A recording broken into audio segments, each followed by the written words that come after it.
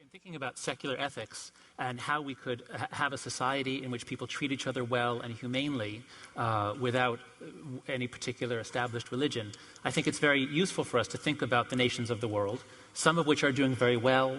They are humane societies. Others are doing very, very badly. People are treated terribly. Atrocities are everyday occurrences.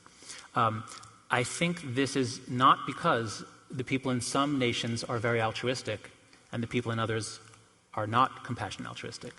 This is because some nations have chosen very good forms of government, they have very strong social institutions, and they have economic institutions and mechanisms that work as well.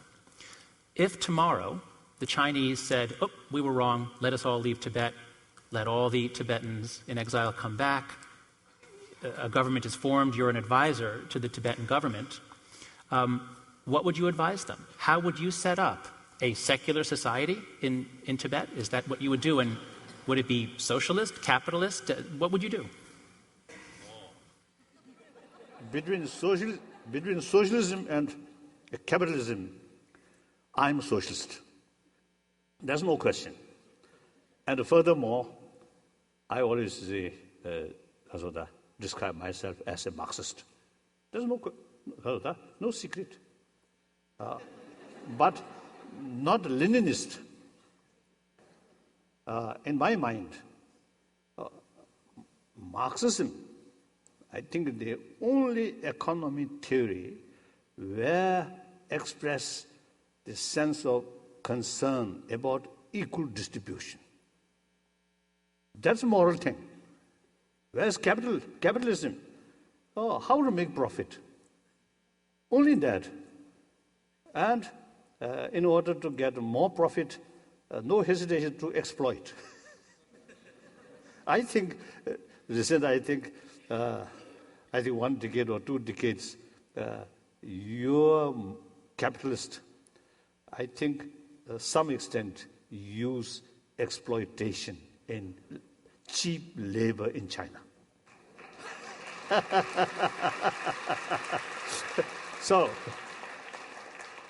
So therefore, I'm Marxist. But at the same time, since Lenin, the ideology secondary, power is the number one. It's wrong.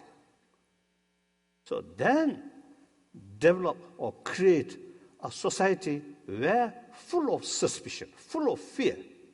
What use that? What kind of socialism? I met some Chinese from Taiwan. I mean, some of my old friends. I think last year, I met some of them, and I asked, nowadays, from mainland China, the number of students, number of businessmen, and also some tourists. So generally, what kind of impression they got?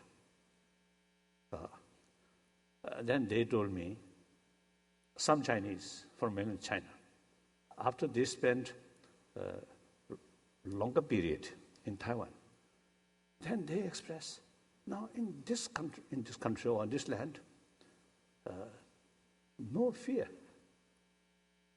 Whereas in their own land, constant fear, suspicion, watching each other. So they say they really wish settle in Taiwan. So all these faults develop. The Marxist ideology used for power. That, I think, that's the real mistake. So therefore, of course, in the future, although definitely only question of time, things will change. The people from China today compare 30 years ago, 40 years ago, much change. So change will continue. Even Prime Minister Wajaba, he openly stated China need more political reform, political liberalization. He openly stated. So things are changing. But when it happened, I don't know. So, the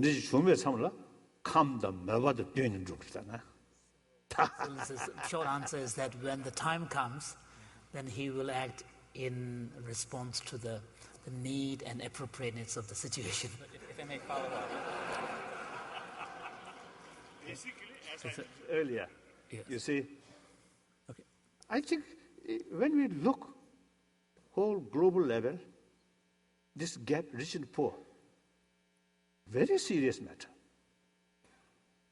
In China, most populous nation, huge gap, rich and poor. In India, your own home, also my own home. So, just the other day, I saw one article in Kazakh, International Kazakh, Herald Tribune.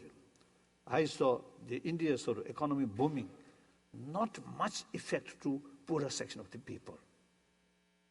I always emphasize in India, the real transformation of India must take place in rural area. In India, basically farmland, and China as well. So the millions of farmers, they have through education, through training, their way of life, some change we need. And through that way, progress should take in rural area. Then that's real sort of meaningful change of India as well as China. A question. So, Your Holiness, you say that Marxism is one of the only theories that expresses a concern for everyone, including the poor. That is admirable. Are you more interested in the concerns a philosophy expresses or in the outcomes that it produces?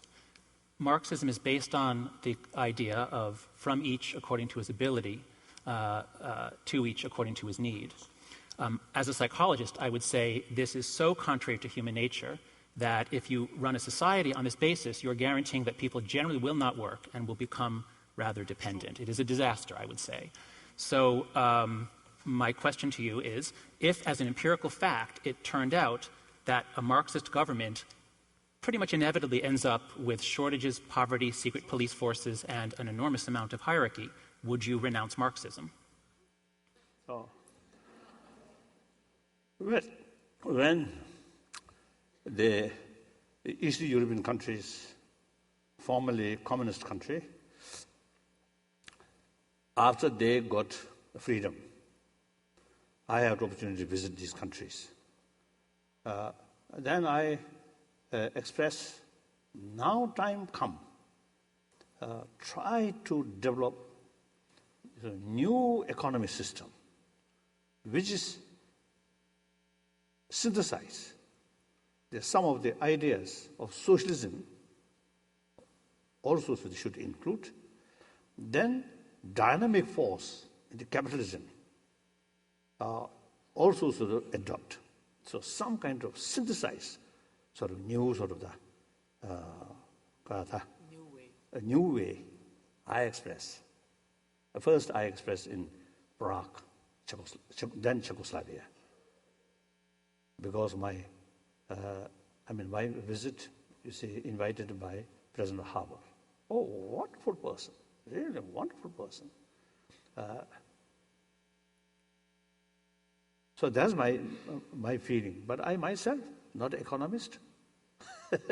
I don't know. My knowledge about how to make money is zero. I can know if few money in my pocket, then how can I should use that, I know. But how to make that money, I don't know. In any way, I think this, unless we pay more attention about this gap, even in the United States, number of billionaire increasing, still some section of poor people, even in Washington, the capital, the suburb of the Washington, number of poor people. And this gap creates some kind of unsatisfaction or resentment. Resentment transforms frustration. frustration, then transform anger. Then that create violence. So we must, this is not only morally wrong, but practically also, you see, source of problem. We have to pay more attention than global level, Southerner and Northerner. Huge sort of differences. Like that. So something lacking. There are existing sort of existing sort of take for granted, just go like that. Some individual, more ability, more vision, become rich. Absolutely, they are right. But not on Sasota forget these poorer section of the people. So we must pay more attention in southern world. But what kind of sort of real sort of system, I don't know. So I think you are economist or in social scientist. I think you should think more and find out certain sort of also plan.